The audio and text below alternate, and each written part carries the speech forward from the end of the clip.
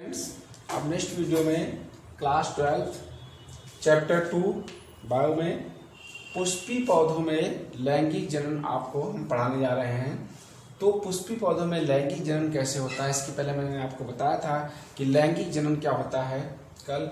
आज है पुष्पी पौधों में लैंगिक जनन जो फ्लावरिंग प्लांट्स होते हैं। तो बच्चों, फ्लावरिंग प्लांट्स में जो जननांग होते हैं उसी के द्वारा लैंगिक जनन संभव होता है। मैंने बताया था कि लैंगिक जनन में दो कोशिकाएं होंगी और दोनों के उसमें से युग्मक बनते हैं और युग्मक के द्वारा निषेचन होता है और फिर नए पौधे का या नए जीव का निर्माण हो जाता है। तो यहाँ पर पुष्प क्या है? पुष्प जो है एक आपका लैंगिक जननांग है जिसके अंदर नर और मादा जननांग होंगे। तो यहाँ पर मैंने हेडिंग ली है फ्लावर। ये देखिए फ्लावर के पार्ट्स नीचे दिया है पार्ट्स।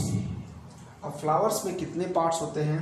कैलिक्स यानी जिसको बाह्य दल कहते हैं, दूसरा है कोरोला जिसको हम दल कहते हैं, तीसरा है एंड्रोसियम जिसको पुमंग कहते हैं, तीसरा है जायान जिसको स्त्री केसर कहते हैं। तो बच्चों, आपने पढ़ा होगा पहले, यूपी बोर्ड के बच्चे हैं आप लोग, तो हिंदी में पढ़े होंगे पहले बाह्य दल, पुमंग और स्त्री केसर।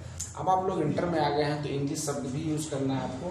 तो कैलिक्स यानी बाह्य दल, कोरोला, एंड्रोसियम और गाइनोसियम, इन शब्दों को आपको याद करना है। तो कैलिक्स जो होते हैं, कैलिक्स को सेपल्स कहते हैं। ये पुष्प का प्रथम चक्र होता है, पहला चक्र। जब पुष्प आरेख बनाएंगे, फ्लोरल डायग्राम बनाएंगे आगे फैमिली में, तो पहला चक्र क्या होगा? कैलिक्स जिसको हम सेपल्स कहते हैं। दूसरा चक्र कोरोला का होता है जिसको हम पेटल्स कहते हैं। तीसरा चक्र एंड्रोसियम होगा, एंड्रोसियम जिसको हम स्टामेन्स कहते हैं, ये तीसरा चक्र होगा। चौथा चक्र क्या होगा? ये मादा जननांग का होगा, इसको कार्पेल्स कहते हैं। तो इस प्रकार से 4 चक्रों में पुष्प आपका विभाजित होता है। इधर मैंने पुष्प की संरचना बनाई है बच्चों। देखिए, एक फ्लावर की संरचना बना रखी है। इस पुष्प में क्या है? सबसे नीचे ये देखिए, ये भाग जो है इसको बोलते हैं थैलमस। थैलमस मतलब पुष्पासन, यानी जिसके ऊपर पुष्प के सभी भाग आसीन हो उसको बोलते हैं पुष्पासन, थैलमस। थैलमस के ऊपर ये फूला हुआ भाग है, ये भाग, इस भाग को हम क्या कहते हैं? गाइनोसियम। यहाँ से लेकर के ये ऊपर तक जो घुंडी वाला भाग है इसको हम बोलते हैं गाइनोसियम। ये मादा जननांग, ये फीमेल्स पार्ट्स है।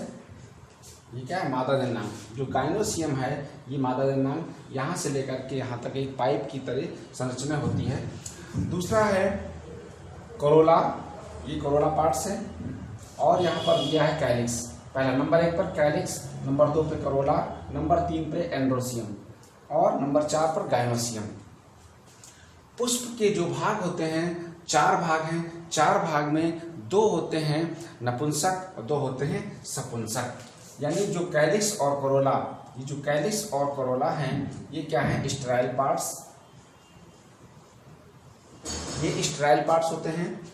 और ये 2 पार्ट्स जो होते हैं एंड्रोसियम और गाइनोसियम, ये क्या होते हैं? फर्टाइल, ये फर्टाइल पार्ट्स होते हैं। यानी जनन इन्हीं पार्ट्स के द्वारा होता है जो फर्टाइल्स कहलाते हैं। स्टेराइल पार्ट्स क्या होते हैं? ये पुष्प की शोभा को बढ़ाते हैं, सुंदर लगते हैं। देखिए बच्चों, आप पुष्प देखे होंगे तो जिनकी पंखुड़ियाँ होती हैं लाल और पीले और सुनहरे गुलाबी रंग के जो होते हैं वो पंखुड़ियाँ क्या हैं? कोरोला। उनको क्या बोलते हैं? कोरोला। तो जो पुष्प की पंखुड़ियाँ होती हैं उनको कोरोला कहते हैं और ये रंगीन होते हैं, इनमें क्रोमोप्लास्ट होता है। अगला क्या है? ये जो कैलिक्स हैं पुष्प के सबसे नीचे भाग में, यानी पहला चक्र जो होता है कैलिक्स, ये हरे रंग के होते हैं, पत्तियों जैसे दिखाई पड़ेंगे, पुष्प के नीचे दिखाई पड़ते हैं और कुछ फलों के ऊपर भी दिखाई पड़ेंगे। जैसे बच्चों आपने देखा होगा टमाटर देखा है, बैंगन देखा है, उस बैंगन के ऊपर जो पकड़ने वाला जो वृंत है, हैंडल, उस पर चारों ओर जो कैलिक्स लगी होती हैं, ग्रीन पत्तियां जैसी ऊपर, सबसे ऊपर हेड पर, वो क्या है? कैलिक्स। उन्हीं को हम कैलिक्स कहते हैं। कुछ फलों के ऊपर होती हैं और कुछ में पुष्प के नीचे होती हैं। तो ये क्या है? कैलिक्स। और ये है कोरोला। जो ये भाग हैं जो रंगीन दिखाई पड़ते हैं, सुंदर होते हैं, पंखुड़ियों कहते हैं कोरोला। तो तो कैलिक्स और कोरोला दोनों स्टेराइल पार्ट्स होते हैं, ये जनन में सहायता नहीं करते हैं। दूसरा है एंड्रोसियम। तीसरा पार्ट क्या, एंड्रोसियम और गाइनोसियम। एंड्रोसियम क्या है, नर पार्ट्स, ये है नर पार्ट्स, ये नर का सिंगल मैंने बनाया है। तो ये नर जननांग है एंड्रोसियम, जिसमें बहुत सारे ये पुंकेसर लगे हुए हैं। ये देखिए, ये गोल गोल से छोटे छोटे से दाने जैसे संरचनाएं हैं। ये क्या है, पुंकेसर, जिसको हम स्टामेन्स कहते हैं। आपने गुड़हल का पुष्प देखा होगा, उसमें सबसे ऊपर ये संरचना निकली होती है इस प्रकार से। ये गुड़हल का ही पुष्प बना हुआ है, इसमें देखेंगे तो ये पूरी संरचना यहाँ से लेकर के यहाँ तक जो है पूरे को हम बोलते हैं एंड्रोसियम, यानी पुमंग। लेकिन जो छोटे छोटे से घुंडियाँ लगी हैं, दाने जैसे संरचनाएं होती हैं, इनको क्या बोलते हैं, पुंकेसर। बच्चों, पुंकेसर जब परिपक्व हो जाते हैं, मैच्योर हो जाते हैं, तो इसको जब हम ऐसे पुश करेंगे तो इसमें से पाउडर निकलता है। पाउडर जैसी संरचना होगी और उस पाउडर को हम क्या बोलते हैं, उसमें होते हैं परागकण। यानी इसी पुंकेसर के अंदर, स्टामेन के अंदर क्या होते हैं, परागकण। और ये परागकण कहाँ बनते हैं, परागकोश के अंदर। अभी आगे आपको बताएंगे। तो ये पुष्प की एक संरचना है जिसको हमने बना रखा है। इसमें चार मुख्य जो चार पार्ट्स हैं वही मैंने आपको दर्शाया है, वही दिखाया है। आगे भी आपको बताएंगे, ठीक है। अब इसके बाद जो है हम आपको बताने जा रहे हैं, जो आपको पढ़ना है एंड्रोसियम और गाइनोसियम।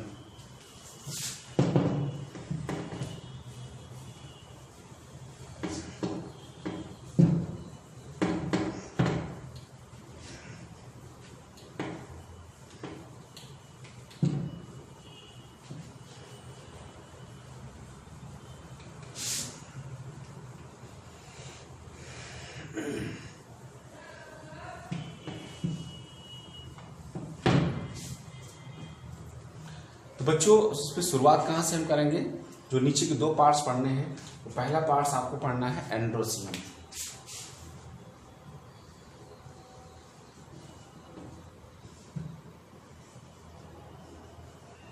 एंड्रोसियम, जिसको क्या बोलते हैं, पुमंग। क्या बोलते हैं, पुमंग।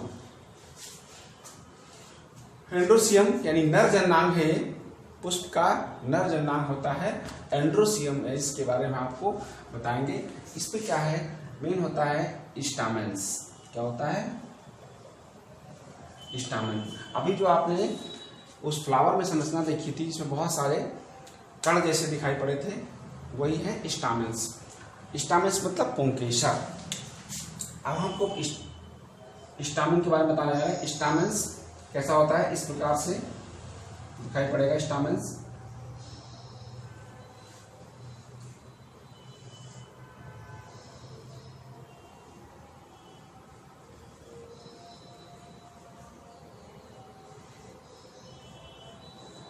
ये स्टामेन्स, ये एक स्टामेन्स है। दूसरा स्टामेन्स हम आपको बना रहे हैं इस प्रकार से। दो प्रकार के स्टामेन होंगे, उनके साथ दो प्रकार के होते हैं।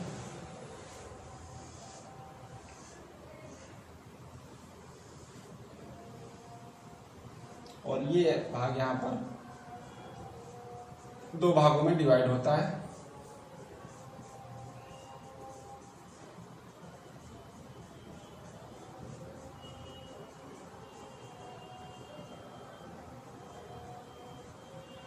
इस प्रकार से इनको हम क्या बोलते हैं, एंथर। ये जो फूले हुए भाग हैं इनको क्या बोलते हैं, एंथर। एंथर मतलब परागकोश। ये क्या होते हैं, परागकोश। स्टामेन को क्या बोलते हैं, पुंकेसर, यानी पुंकेसर। पुंकेसर, ये एक मैंने पुंकेसर की संरचना बनाई है, यानी एक स्टामेन की संरचना बनाई है।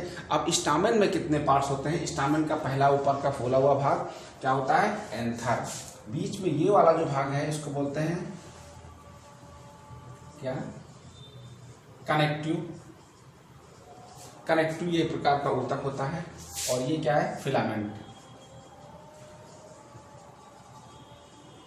ये फिलामेंट, भूतंतु, जिससे हम उसको पकड़ सकते हैं, जो एंड्रोसियम से जुड़ा होता है। तो ये जो है स्टामेन्स के पार्ट्स हैं एंथर, कनेक्टिव और फिलामेंट्स। इसी प्रकार से इसमें भी होगा, ये आपका एंथर हो जाएगा, ये आपका कनेक्टिव हो जाएगा और ये फिलामेंट हो जाएगा। यानी ये एंथर, ये कनेक्टिव और ये फिलामेंट। ठीक है। अब देखिए बच्चों, परागकोश के अंदर यानी इस परागकोश के अंदर क्या होते हैं, पराग कण बनते हैं। जब हम इसको ऐसे काटेंगे, बीच से जब इसका टीएच काटेंगे तो इसके अंदर बहुत सारी संरचनाएं ऐसे गोल गोल सी इस प्रकार से इसके अंदर क्या होंगे, बीज, वही परागकण भरे होंगे, परागकण। अब ये परागकण क्या होते हैं, परागधानी के अंदर होते हैं। परागधानी यानी पॉलन साइट्स, जिसको बोलते हैं माइक्रोस्पोरेंजियम। माइक्रोस्पोरेंजियम के अंदर माइक्रोस्पोर भरे होंगे। ये माइक्रोस्पोर क्या कहलाते हैं, परागकण। माइक्रोस्पोर इन्हीं को बोलते हैं पॉलन ग्रेन्स और पॉलन ग्रेन्स। यानी ये क्या है, नर युग्मक।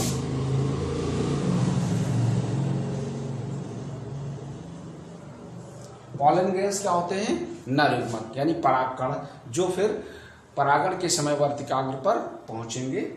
अब बच्चों देखिए, यहाँ पर हमने दो प्रकार के स्टैमेन बनाए हैं, एक ये सिंगल और ये डबल वाला। सिंगल क्या है, ये मोनोथीकस। मोनोथीकस स्टैमेन है ये बच्चों। ये मोनोथीकस स्टैमेन ये किस में होता है, मालवेसी फैमिली में। यानी एग्जाम्पल क्या होगा, मालवेसी। जो मालवेसी फैमिली है उसके एंथर कैसे होते हैं, मोनोथीकस होते हैं। और ये क्या है, बाइथीकस।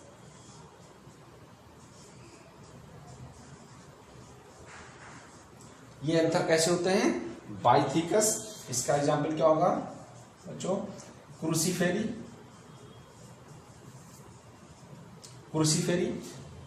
और अधिकांश फैमिली में क्रूसीफेरी और या अन्य अधिकांश फैमिलियों में बाइथीकस प्रकार के स्टामेन होते हैं। और मालवेसी में कैसे होते हैं, मोनोथीकस। तो इस परागकोश के अंदर क्या होते हैं, पराग कण होते हैं, जो डेवलप होने के बाद जब परिपक्व हो जाता है परागकोश, तो फिर ये पराग कण इसके अंदर मैच्योर हो जाते हैं और फिर परागधानी क्या है, फट जाती है। जब परागधानी फटेगी तो परागकोश भी फटेंगे और फिर उसमें से परागकण हवा के माध्यम से या जंतुओं के माध्यम से किसी मादा पुष्प के वर्तिकाग्र पर पहुंच जाते हैं। उसको हम फिर परागण की क्रिया कहते हैं। तो इस प्रकार से बच्चों ये क्या था, नर जननांग था और एंड्रोसियम के बारे में मैंने आपको बताया। ठीक है, धन्यवाद।